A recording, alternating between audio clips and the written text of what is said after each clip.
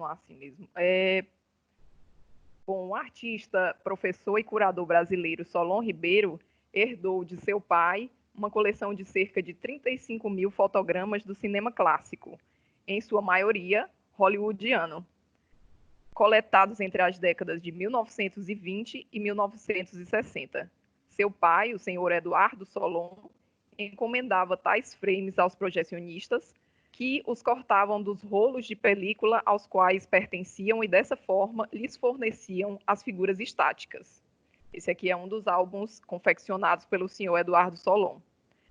Catalogadas em álbuns artesanais ou soltas sem referência alguma de sua origem, essas imagens foram retiradas de seu contexto inicial, no qual eram pertencentes ao fluxo de composição do movimento de obras cinematográficas.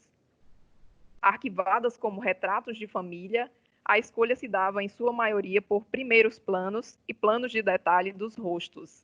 Esse era o principal critério de Eduardo Solon, o qual seus filhos procuravam manter ao conseguir fotogramas para a coleção do pai e ao brincar com as imagens rejeitadas por ele.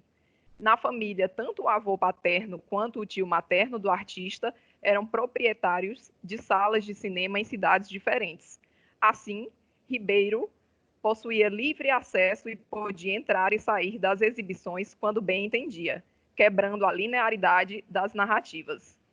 Desde 2005, Solon Ribeiro vem realizando trabalhos com esse material, tomando as imagens e as deslocando em diversas configurações para desestabilizar seu lugar e ativá-las em outras formas de contato com o público. Esse conjunto de obras está inserido num contexto de vasta experimentação audiovisual apresentada em instituições de arte contemporânea e de contínua investigação a respeito das imbricações e contaminações mútuas entre cinema e artes visuais.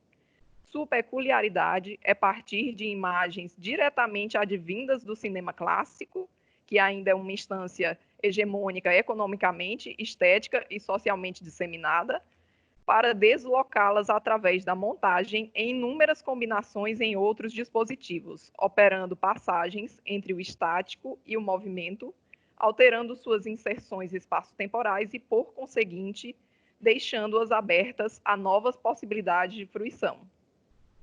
Ao analisarem que é recorrente na história das mídias a retomada de algumas características de um meio anterior por um meio posterior, e em retorno à remodelação da mídia anterior a partir dessa interferência, os teóricos Bolter e Grusin constataram que a remediação se dá em uma equação que varia a partir de dois componentes: a imediação, que busca a apresentação transparente do real, e a hipermediação, que corresponde à fruição da própria opacidade da mídia.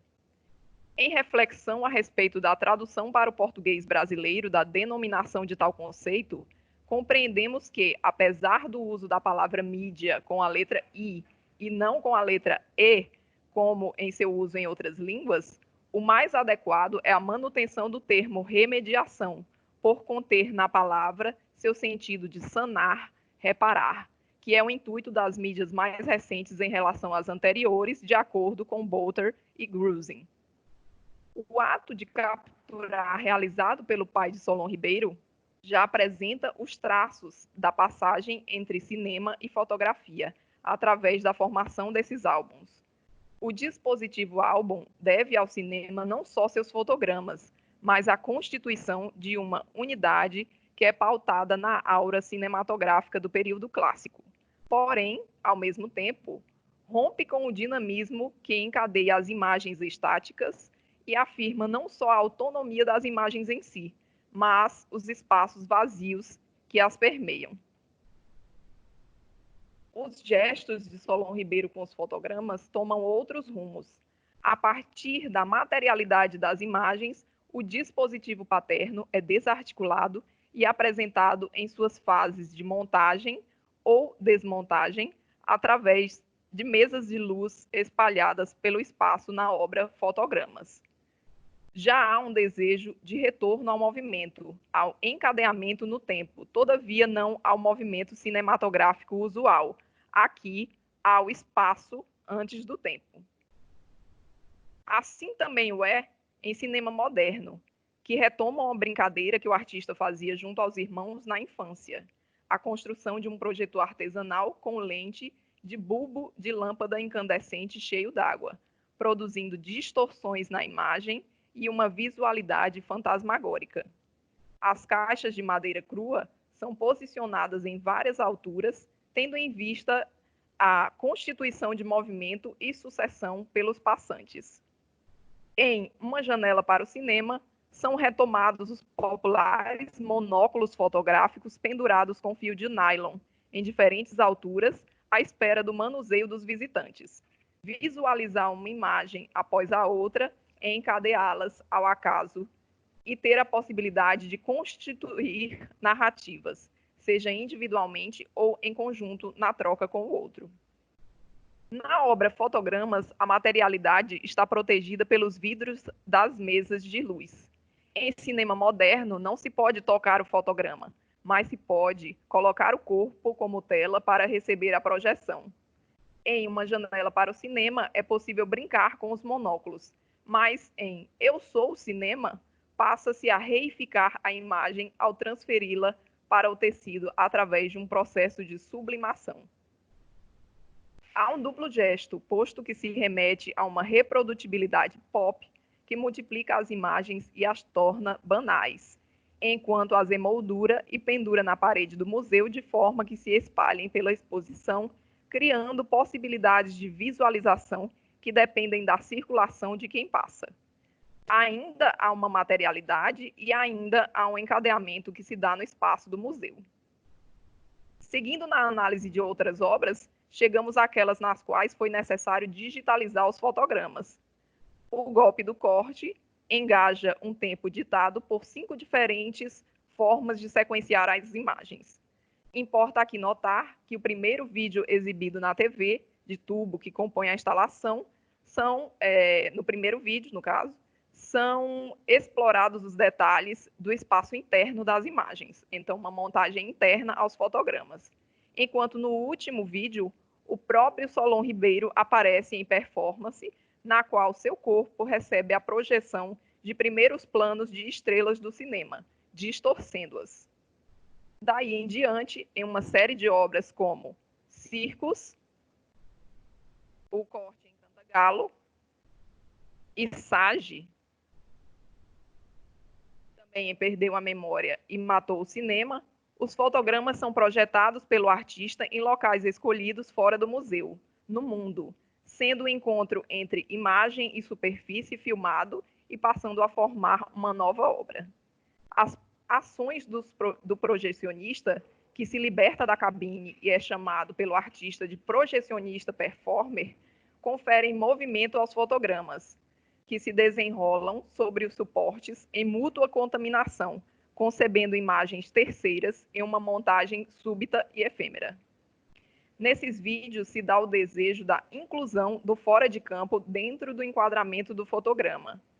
Se o campo é delimitado pelo quadro e o extracampo é composto pelos elementos não vistos e imaginariamente ligados ao campo, segundo definição de Jacques Aumont e Michel Marie, aquilo que está ao redor da imagem e que implica modificação em sua percepção passa a ser também seu fora de campo.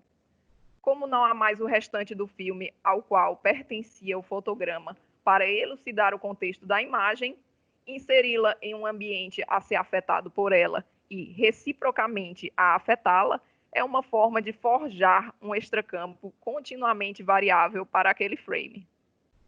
A digitalização dos fotogramas permite que o projecionista artista, por mais que não apareça pessoalmente nas imagens, faça sua presença ser percebida através da fluidez das imagens fixas a se movimentarem na cidade. O estar entre, do conceito de entre imagens de Raymond Bellour, que não se trata de cinema ou fotografia, mas desse espaço do que se move mais para e daquilo que está parado, mas contém em si algum traço de movimento entre todas as mídias às quais o Raymond Bellour trata em seu livro, se mostra mais intenso e vivo esse conceito através do digital ao permitir a existência do movimento no estático, do movimento do estático. Em especial, é preciso analisar o caso de Sage e Perdeu a Memória e Matou o Cinema, duas obras realizadas a partir das mesmas imagens. Composto por 7 pequenos filmes, Sage traz frames escolhidos, projetados em 6 locais da cidade de Fortaleza, no Ceará, no Brasil.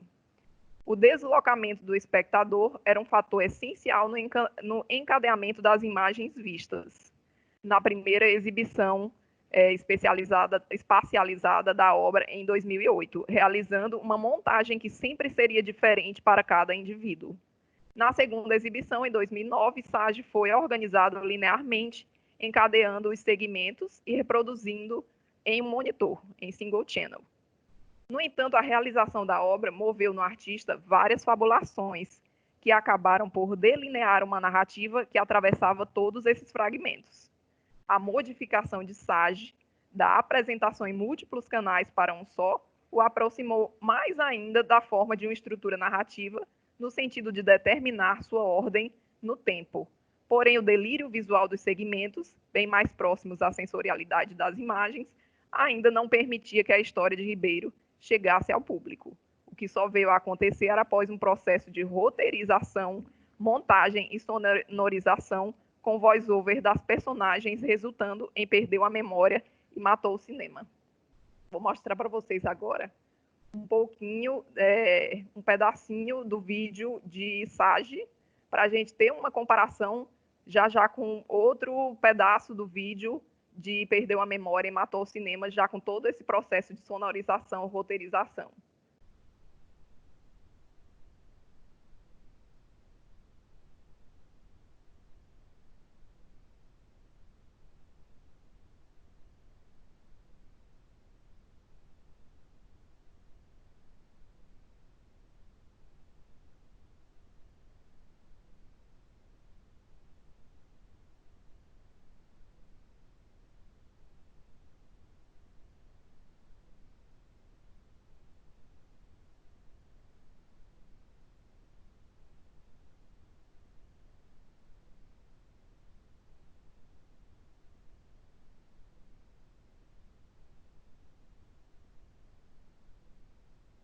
Agora Perdeu a Memória e Matou o Cinema.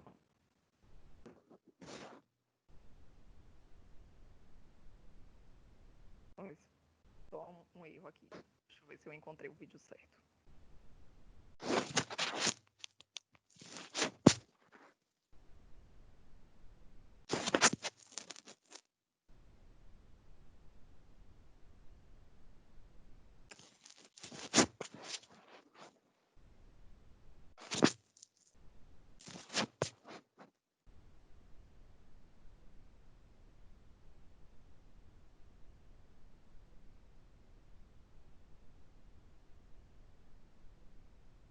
Bom, ainda que tenha voltado à forma cinema, Ribeiro o fez para exibi-la precariamente, como uma improvisação em sala de museu. Em suas apresentações em sala escura, o filme não é de fácil apreensão narrativa pela multiplicidade de suas camadas sonora e visual, mantendo uma lacuna aberta para a fabulação e ainda destacando a sensorialidade na textura da obra. A digitalização dos fotogramas reforça o potencial de mutação através do retorno ao encadeamento no tempo e da expansão das possibilidades espaciais da imagem. Transitar de uma mídia tão forte culturalmente quanto o cinema para outros vários dispositivos de forma a testar as possibilidades de atrelar outros sentidos e outras sensações aos fotogramas, que não os das narrativas que os continham, aponta para uma hipermediação acentuada. No entanto, é justo essa variação e essa atenção dada aos dispositivos na exposição ao público que permite ver as lacunas que o cinema clássico ou cinema industrial, linear, representativo não permitem, que é a negação da diferença mínima do dispositivo de base citada por Jean-Louis Baudry. É nesse ponto que se tem o gesto de sanar, o reparo do cinema clássico pelas remediações das artes visuais propostas por Solon Ribeiro. E aqui nessa última imagem nós temos uma imagem, um frame do vídeo de Perdeu a Memória e Matou o Cinema, que traz justamente a figura do personagem Sage, projetada sobre o corpo do artista Solon Ribeiro. Então é isso. Espero conversar mais com vocês durante o debate. Agradeço a oportunidade mais uma vez de estar aqui e agradeço pela atenção de vocês. Muito obrigada.